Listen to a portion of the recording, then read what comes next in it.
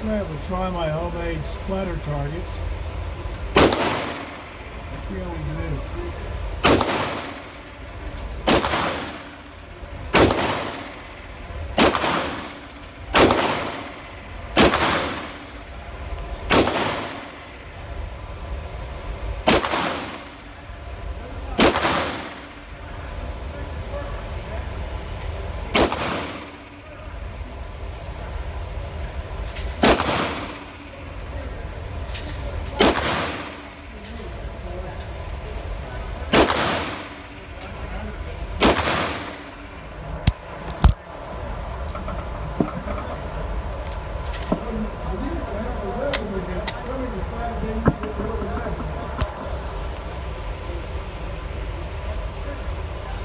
Okay.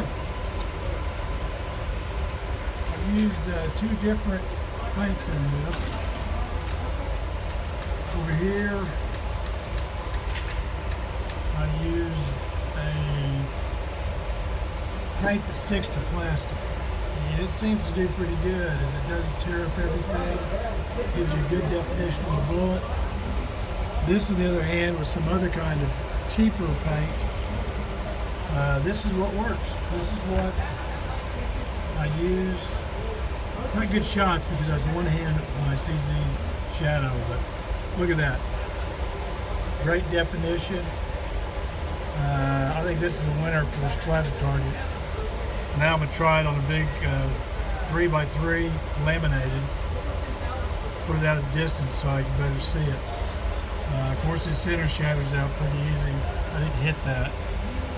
But I can sure tell where I'm hitting off mark. So let me run some more through it. This one is better seen, but I don't like the fact that it takes up too much. This does a little bit better. I think this is a winner.